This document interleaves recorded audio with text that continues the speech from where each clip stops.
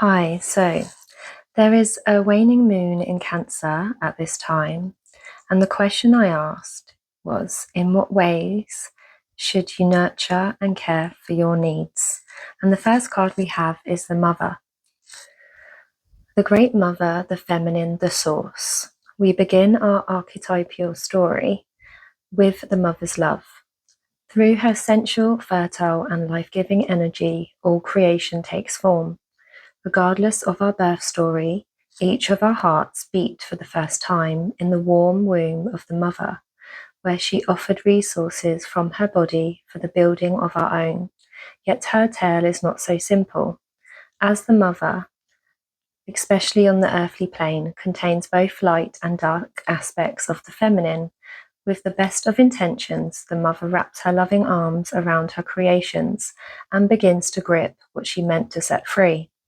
The Mother both nurtures and prohibits growth. She gives, yet clings. She creates, yet restricts.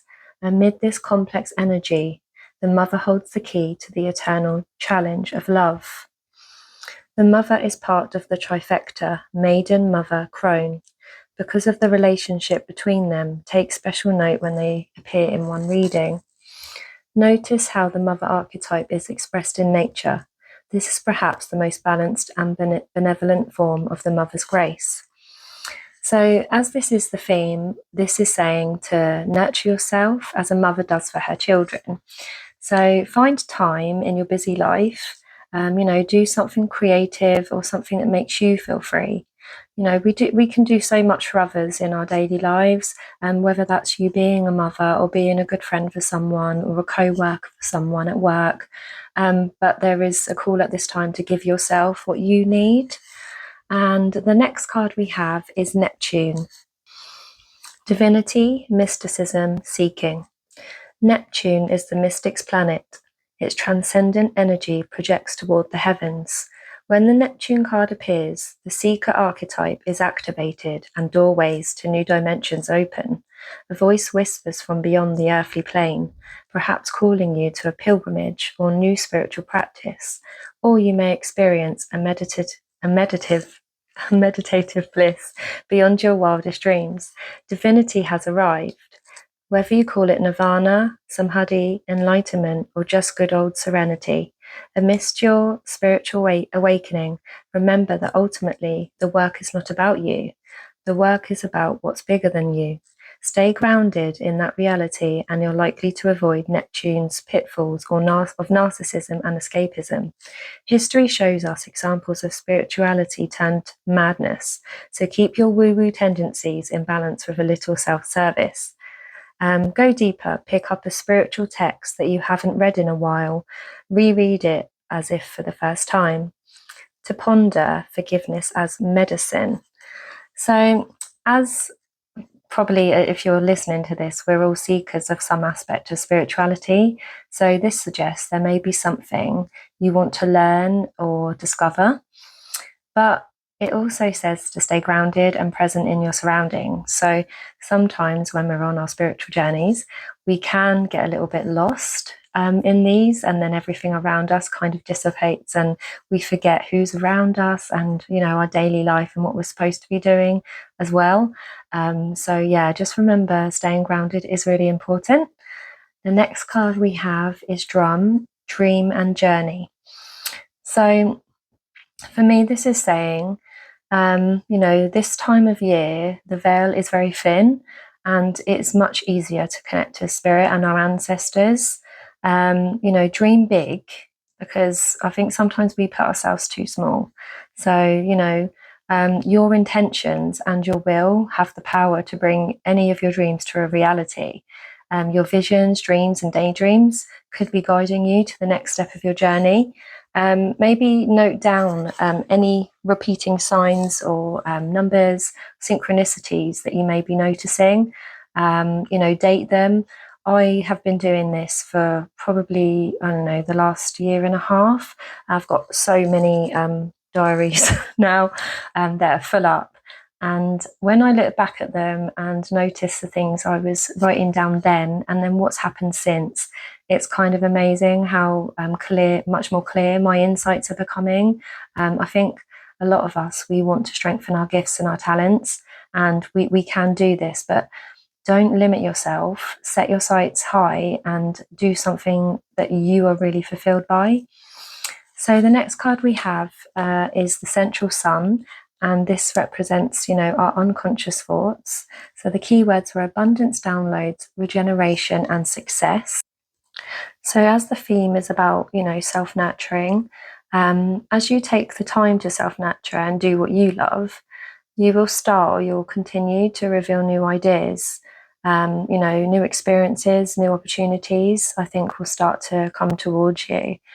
The things you are planting are starting to grow.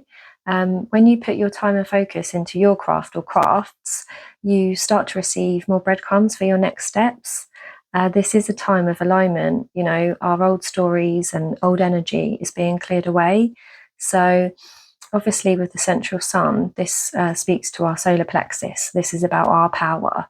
And a lot of us want success, or we want abundance, in any which way that is, whether that's new love, whether that's a business, whether that's just enhancing your skills, your gifts, your talents. For me, that's been a big focus. I kept thinking of I want money. I want, financial freedom, which I think many of us this day and age really do want. But that actually becomes a lot easier to achieve abundance in that area if you open up your spiritual gifts. So as this is this time of year where the veil is thin and we can, tap into our ancestors and spirit, we can receive many more clear insights of the next steps we need to do to receive that abundance that we do want. But remember, we don't just get everything all at once. I suppose some people can, but it is the steps and the processes we are taking to do the things we love, and the things we love, whether we're going to receive something from it or not. So yeah, the next card we have is the Devil, and this is the past or ending. So I would say for this card, it's about, I think your energy has been guiding you in creative directions. And I think you're being inspired in what you actually want to manifest. You are seeing from a new perspective now, and you're using your experiences and insights to guide you to your fulfillment. If there is anything you desire that you don't admit to or you haven't said out loud, maybe write down any insights. It's a great time for kind of listing things that, that we do truly want. We may not admit it to anyone, whether that is for me, it could be a spiritual business or a new relationship, anything like that. If you aren't quite sure because you haven't given yourself that time to really know what you want, it would be a great time for meditation, going within, clearing your mind, grounding your energy to earth, opening up your crown to receive any insights that will guide you forward. But this looks like this is something that is ending or about to end. So we've already been doing this work. The next card is the beginning, or about to begin, and that is the Gardener. So from your self-care and nurturing that you are focusing on, you're beginning to expand and grow in beautiful ways. This calls for, for a strong foundation, tending to your goals, whether that is learning something or focusing on improving your relationships. Abundance on all levels can be achieved, but it starts with making sure your cup is full first. I think a lot of us, this can also talk about boundaries and finding it hard to say no. So if there are people around you, such as your family and friends that are asking a lot from you, and you find at the end of the day, your energy is really depleted, maybe find some ways in which you can share that load, so you don't feel so restricted. So you actually have time to build and grow the things that truly nurture you. So the next card we have is you, and that is mountains. Stand your ground. So this could also relate to the previous card with the boundaries. For this one, I've actually been called to read it from the book because I think this will really help. Hold firm to what you believe in or are focusing on, because it is absolutely right. Know that heaven and earth are supporting you. Mountains are strong and wise. They are rooted deep in the earth and reach high into the sky. They have been where they are for thousands of years. They have been home to animals, they have been climbed by humans, and they have seen seasons come and go. No matter what has happened to them, they have remained strong, immovable, and unshakable, and so they offer the spiritual energies of strength and resilience. Mountain energy is powerful because it's firmly rooted in the Great Mother and reaches high to the Great Father. If you're feeling challenged or pressured at this time, know that your spirit is more powerful than you think. You are resilient and grounded, and the energy and air of the mountains is giving you the unshakable strength to be who you are. Take time to root yourself deeply in the energy of the earth before welcoming in the energies of heaven. If you're not sure what to do next, the mountain card invites you to stay exactly where you are. Talk things over with those around you and know that change will come to you. You will be whole and well at the end of this current situation, and it will not stand in the way of your future growth and expansion. So, as this is saying, you are strong and you're working hard on your growth and expansion, but I'd say being grounded is very important at this time. A lot of us, when we're, connecting to spirit, or we're, wanting to receive insights, we can sometimes forget about everything else going on around us. So, whether that's getting outside and putting your feet on the grass, or just taking off your shoes and socks, maybe stomping around in your living room, when you're meditating, imagining roots coming from the bottoms of your feet and going deep into the earth, before you're connecting to spirit, could really help to ground any insights you receive down into your body. So the next card we have is energies coming in, and that's Akashic Stargate, aligned with purpose, crossroads, and no wrong path. So this is saying, there are many paths that we can take. No path is wrong, because every path we learn and grow through all decisions we make. We might end up going 2 steps forward and 1 step back, but ultimately we still, get to that destination. So follow the path or steps that feel most right to you. It isn't about asking someone else, or thinking we must wait, or asking for someone's permission. The power is within you, and you are the one who chooses where you go. Sometimes I think a lot of us, especially, if we're in jobs and things, we wait because we think, oh, the right thing will come along when it's the right time. And yes, sometimes that does happen, but we carve the path by our choices and our actions, and our intentions and our thoughts. So this could be a good time to visualize the path and see where it takes you. As you can see on the card, there's lots of portals, so there's always options. But out of all of those options that are available or within your sight at the moment, what one feels most aligned for you? Not about anyone else around you, but what feels right for you. The 9th card we have is Quicksilver, which is hopes or fears. And I found this quite interesting because in a previous reading for myself, my personal one, this card is in exactly the same place. So I think that means something. So part liquid and part metal. Quicksilver, also known as mercury, is a mesmerizing material. Its gift is to slip between worlds. It cannot be pinned down or easily defined.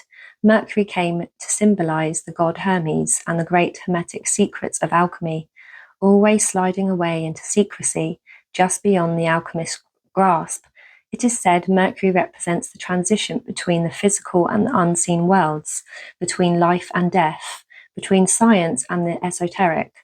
It is the metal of sacred thresholds.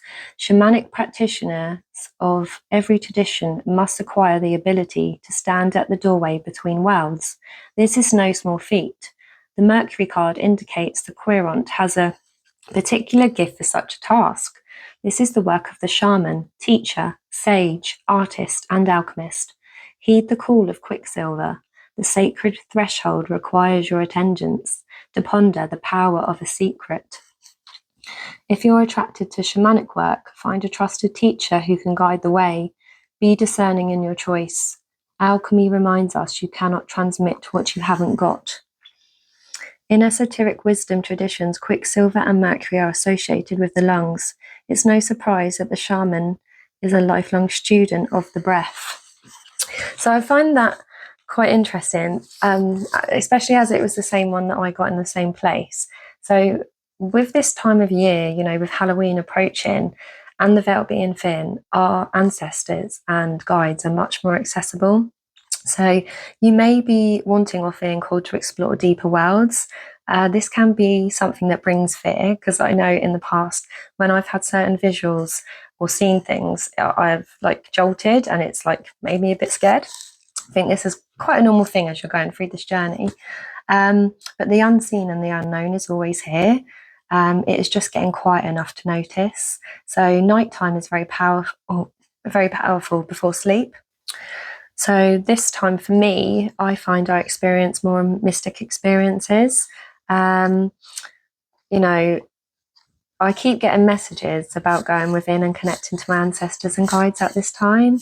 As this is a powerful time of year to do this, you may notice, certain signs, synchronicities, dreams are becoming very powerful. So maybe keep a dream journal next to your bed. As soon as you wake up in the morning, note down anything you remember, whether that's even just keywords, because that can sometimes open up and make you remember more.